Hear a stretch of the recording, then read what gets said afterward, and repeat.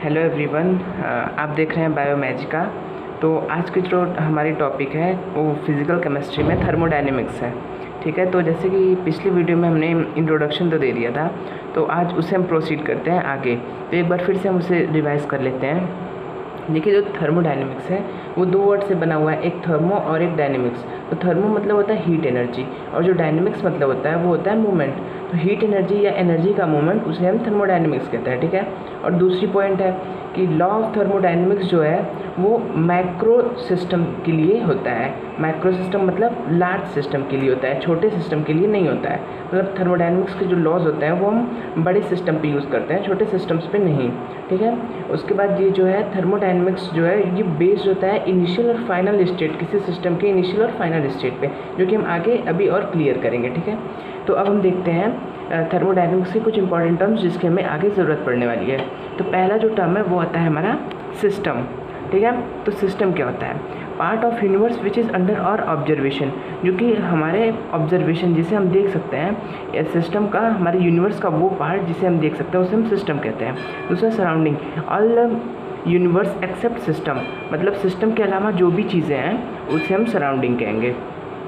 Universe, system plus surrounding, उसे हम universe कहते हैं। ठीक है, अब हम इन तीनों पे बेस्ड एक एग्जांपल लेते हैं। जैसे ग्लास ऑफ वाटर हमने ले लिया, तो जो ग्लास ऑफ वाटर है, जैसे बाहर का टेम्परेचर मान लेते हैं 35 डिग्री, रूम का और पानी का टेम्परेचर जो है वो 25 डिग्री मान लेते हैं। ठीक है, तो 25 और 35 जो टेम्परेचर डिफरेंस है ये हम देख तो नहीं ना पा रहे हैं, तो उसे हम सराउंडिंग कहेंगे। लेकिन जो ग्लास ऑफ वाटर है उसे तो हम देख ले रहे हैं, तो उसे हम सिस्टम कहेंगे।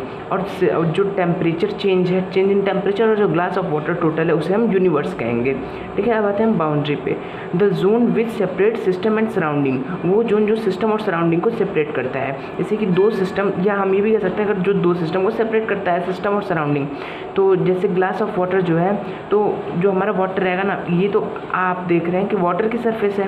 ठीक है, इसके ऊपर एयर है, तो ये जो हमारी लेयर होगी ये हमारी बाउंड्री होगी, ये जोन हमारा बाउंड्री होगा। अब हमारे हैं टाइप्स ऑफ बाउंड्री। बाउंड्री कितने टाइप्स की थी? पहला होता है रियल एंड इमेजिनरी, दूसरा होता है रिजिड एंड फ्लेक्सिबल, तीसरा होता है परमेएबल एंड नॉन परमेएबल, और चौथा होता है एडियाबैटिक एंड डायाथर्मिक। ठीक है, तो पहले भी देखते हैं रियल एंड इमेजिनरी। एग्जाम्पल हम इसका एक ले लेते हैं कि एक ग्लास फिल्ड विथ वाटर, कोई ग्लास फिल्ड विथ वाटर है, तो ये जो सरफेस होगी हमारी, ठीक है, बाउंड्री से हम कहेंगे। तो ये जो हमारी है ये तो हम देख तो नहीं ना पा रहे हैं, जो सेपरेट कर रही है उस बाउंड्री को हम देख तो नहीं ना पा रहे हैं, तो उसे हम कहेंगे अपना इमेजिनरी। और कहीं एक पिस्टन है, जैसे सिलेंडर में ले लेते हैं, उसका एक पिस्टन है, तो जब पिस्टन बीच में अगर कहीं है तो वो देखिए अंदर कोई और गैस भरी है, बाहर कोई और गैस भरी है, तो वो दोनों सेपरेट, दो बाउंड्री को वो सिस्टम को सेपरेट तो कर रहा है। इसका मतलब जो पिस्टन होगा हमारा, वो पिस्टन हमारा रियल बाउंड्री होगा। आते हैं हम दूसरे पे, जो कि रिजिड एंड फ्लेक्सिबल। ठीक है, तो रिजिड बाउंड्री यही देखिए, जो हमने पिस्टन का एग्जांपल लिया था ये वही है। ठीक है, ये मूवेबल है तो वो फ्लेक्सिबल हो जाएगा, और रिजिड अगर रहेगा तो रिजिड बाउंड्री हो जाएगा। मतलब बाउंड्री के टाइप्स हैं, तो इसमें कोई ज़्यादा एक्सप्लेनेशन की ज़रूरत नहीं है। तीसरा है परमेएबल एंड नॉन परमेएबल। देखिए, परमेएबल जो होता है इसका मतलब होता है कि मास का ट्रांसफ़र जो अलाउ कर दे उसे हम परमेएबल बाउंड्री कहेंगे, और नॉन परमेएबल जो मास का ट्रांसफ़र अलाउ ना करे उसे हम नॉन परमेएबल कहेंगे। आगे हम इसके भी एग्जाम्पल्स देखेंगे। चौथा है एडियाबैटिक एंड डायाथर्मिक। एडियाबैटिक मतलब होता है जिसमें हीट ट्रांसफ़र ना हो सके, और डायाथर्मिक मतलब होता है जिसमें हीट ट्रांसफ़र हो सके। ठीक है, जैसे हम एक ये सिलेंडर ये ले लेते हैं, या अगर एडियाबैटिक सिलेंडर है तो इसमें हीट ट्रांसफ़र नहीं हो पा रही है, इसका मतलब जो ये बाउंड्री होगी वो एडियाबैटिक बाउंड्री होगी। और यहीं पे अगर पिस्टन लगा होगा तो देखिए पिस्टन के थ्रू हीट तो ट्रांसफ़र हो जाएगी ना, क्योंकि पिस्टन तो मूवेबल होता है, इसका मतलब वर्क डन हो रहा है, वर्क डन हो रहा है मतलब हीट का ट्रांसफ़र हो रहा है, एनर्जी का ट्रांसफ़र। इसका मतलब जो अगर पिस्टन लगा हुआ सिलेंडर होगा तो वो डायाथर्मिक होगा। ठीक है, अपने नेक्स्ट पे देखते हैं। तो आइए अब हम नेक्स्ट देखते हैं, जो कि है टाइप ऑफ सिस्टम। सिस्टम कितने टाइप्स के होते हैं? तो पहला है देखिए ओपन सिस्टम, दूसरा है हमारा क्लोज सिस्टम, तीसरा जो है वो है आइसोलेटेड सिस्टम। तो अब चलिए एक एक करके हम देखते हैं इसके बारे में। ओपन सिस्टम में both mass and energy transfer is allowed, जिसमें मास और एनर्जी दोनों का ट्रांसफ़र अलाउ हो उसे हम ओपन सिस्टम कहते हैं। हम आगे एग्जांपल लेके आपको बताएंगे। और दूसरा जो है क्लोज सिस्टम, जिसमें मास का ट्रांसफ़र तो अलाउ नहीं होता लेकिन एनर्जी का ट्रांसफ़र जरूर अलाउ होता है, उसे हम क्लोज सिस्टम कहते हैं। और तीसरा जो है वो है आइसोलेटेड सिस्टम, जिसमें neither mass nor energy transfer is allowed between system and surrounding, जिसमें ना ही ही मास और ना ही एनर्जी का ट्रांसफ़र अलाउ हो, उसे हम आइसोलेटेड सिस्टम कहते हैं। देखिए ओपन सिस्टम, जैसे हम ग्लास ऑफ वाटर ले लिए तो उसमें एनर्जी का तो ट्रांसफ़र हो ही रहा है, मास का ट्रांसफ़र हो ही रहा है। इन द सेंस जैसे हम कह सकते हैं अगर पानी बहुत गर्म है और बाहर का टेम्परेचर ठंडा है तो मास का तो ट्रांसफ़र हो ही रहा है ना, क्योंकि देखिए वाटर वेपर बन के वाटर उड़ जाएगा, जिसका मतलब ट्रांसफ़र हो रहा है, एनर्जी का भी ट्रांसफ़र हो रहा है। दूसरा आता है हम क्लोज सिस्टम पे एग्जाम्पल देखते हैं। तो देखिए एडियाबेटिक अगर हम सिलेंडर लेते हैं तो वो तो हमारा आइसोलेटेड सिस्टम हो जाएगा, क्योंकि उसमें एनर्जी का ट्रांसफ़र तो अलाउ नहीं होगा। लेकिन एक हम सिलेंडर लेते हैं जिसमें एक पिस्टन लगा हुआ है तो वो हमारा क्लोज में आएगा, क्योंकि उसमें मास का तो ट्रांसफ़र बिल्कुल नहीं अलाउ होगा क्योंकि पिस्टन की वजह से। लेकिन पिस्टन तो मूव कर सकता है ना, अगर पिस्टन मूव कर रहा है तो इसका मतलब वर्क डन हो रहा है, वर्क डन हो रहा है मतलब एनर्जी का ट्रांसफ़र हो रहा है। तो क्लोज सिस्टम का एग्जांपल हम ले सकते हैं a cylinder with a piston. और आइसोलेटेड सिस्टम का एक एडियाबेटिक सिलेंडर सिर्फ ले लें जिसमें पिस्टन ना हो, क्योंकि उसमें देखिए अगर पिस्टन होगा नहीं तो कुछ मूव नहीं करेगा। एडियाबेटिक है, इसका मतलब मास और एनर्जी का ट्रांसफ़र अलाउ नहीं है। तो ये हो गया, ठीक है। अब हम एनर्जी देखते हैं, एनर्जी होता क्या है। एनर्जी जो है, अगर हम कहीं एनर्जी देख रहे हैं ना तो हमें देखिए हीट और वर्क दोनों देखना पड़ेगा। मतलब हम लिखे हैं ना, देखिए नाइदर मास नॉर एनर्जी ट्रांसफ़र। तो अगर हम देख रहे हैं मास का तो हम चेक कर सकते हैं आसानी से मास का ट्रांसफ़र अलाउ हो रहा है कि नहीं। लेकिन अगर हम एनर्जी देखेंगे तो उसमें हमें देखना पड़ेगा कि हीट का ट्रांसफ़र हो रहा है और वर्क, अगर इन दोनों में से किसी एक का भी ट्रांसफ़र हो रहा है तो एनर्जी का ट्रांसफ़र माना जाएगा। तो एनर्जी का ट्रांसफ़र माना जाएगा, इसका मतलब वो क्लोज सिस्टम में आ जाएगा अगर मास का ट्रांसफ़र नहीं हो रहा होगा तो। अब हम आते हैं इस पर कुछ एग्जाम्पल देख लेते हैं। जैसे पहला एग्जाम्पल है हमारा, an adiabatic closed container fitted with adiabatic piston is an example of dash system. मतलब किस सिस्टम का एग्जाम्पल है, ठीक है। तो देखिए adiabatic closed container fitted with adiabatic piston, देखिए पिस्टन का नाम आ गया तो डायरेक्ट हम कह सकते हैं। और एडियाबेटिक है, एडियाबेटिक मतलब एनर्जी का ट्रांसफ़र अलाउ नहीं है। तो पिस्टन है, एडियाबेटिक, बस हमें दो वर्ड पे फोकस करना है, एडियाबेटिक पिस्टन, ठीक है। तो देखिए पिस्टन है, इसका मतलब एनर्जी का ट्रांसफ़र हो सकता है क्योंकि पिस्टन मूव करेगा। और एडियाबेटिक आ गया, एडियाबेटिक मतलब मास का ट्रांसफ़र अलाउ होगा ही नहीं, तो इसका मतलब वो हमारा क्लोज सिस्टम में आ जाएगा।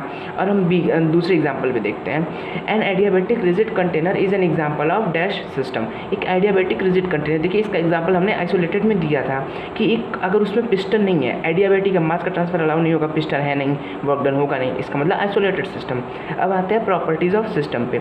इंटेंसिव और एक्सटेंसिव दो टाइप्स की प्रॉपर्टीज़ हमारी होती हैं। पहला देखते हैं इंटेंसिव क्या होता है। देखिए properties which are independent of amount और क्वालिटी ऑफ सिस्टम, ठीक है। मतलब कि जो क्वांटिटी और अमाउंट और क्वालिटी पे डिपेंड ना करे वो हमारा होता है इंटेंसिव। और एक्सटेंसिव जो properties which depend on amount of substance taken in system, मतलब कितना हम सब्सटेंस लिए हैं उस पर डिपेंड करती है प्रॉपर्टी, उसे हम एक्सटेंसिव कहते हैं। देखिए हम कुछ एग्जांपल ले सकते हैं। जैसे एग्जांपल हम ले लेते हैं डेंसिटी का, ठीक है। डेंसिटी होगी, देखिए अगर हम एक ग्लास वाटर लेते हैं और उस ग्लास ऑफ वाटर को एक फुल ग्लास वाटर लेते हैं, उसमें अब हम हाफ कर देते हैं, दूसरे ग्लास में डाल देते हैं आधा वाटर, तो देखिए जो उसका डेंसिटी होगा, डेंसिटी तो चेंज होगा नहीं, फिर भी वाटर का डेंसिटी 1 ग्राम पर ml ही होगा। इसका मतलब जो डेंसिटी होगी वो हमारी प्रॉपर्टी विच आर इंडिपेंडेंट है अमाउंट से, क्योंकि पहले तो एक ग्लास वाटर था तब भी डेंसिटी 1 थी, अब आधा ग्लास वाटर हो गया तब भी डेंसिटी 1 है, तो वो इंटेंसिव में आ जाएगा।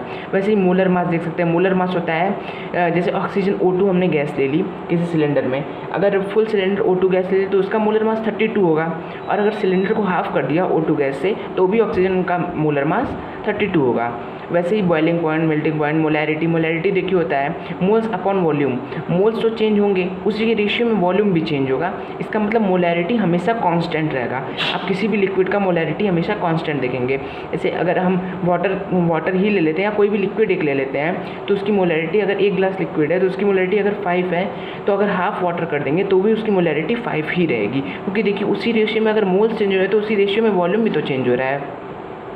वैसे और एग्जांपल दे सकते हैं EMF ऑफ सेल, इसको हम आगे डिस्कस करेंगे। Specific heat capacity, molar heat capacity, ये सब हम आगे डिस्कस करेंगे। अब एक्सटेंसिव प्रॉपर्टीज़ के कुछ एग्जांपल देख लेते हैं। देखिए प्रॉपर्टी जो कि डिपेंड करती हैं अमाउंट ऑफ सब्सटेंस टेकन पे, जैसे मास, सिंपली हो गया देखिए मास, तो मास तो हमारा डिपेंड करेगा, पहले हम 1 लीटर वाटर लिए थे एक कंटेनर में, अब उसी को हम आधा कर दिए तो प्रॉपर्टी तो चेंज हो गई ना अब, क्योंकि तो वो एक्सटेंसिव प्रॉपर्टी के अंदर आ गई। वैसे ही वॉल्यूम भी चेंज हो गया, तो वॉल्यूम भी वो मैंने एग्जांपल वॉल्यूम का लिया था। अगर हम 1 kg कोई सब्सटेंस लेते हैं किसी ऑब्जेक्ट बॉडी में, तो अगर उसको हम आधा कर देंगे तो हाफ हो जाएगा, तो वो भी चेंज हो गया। इसका मतलब मास भी एक्सटेंसिव है, वॉल्यूम का एग्जांपल दे दिया।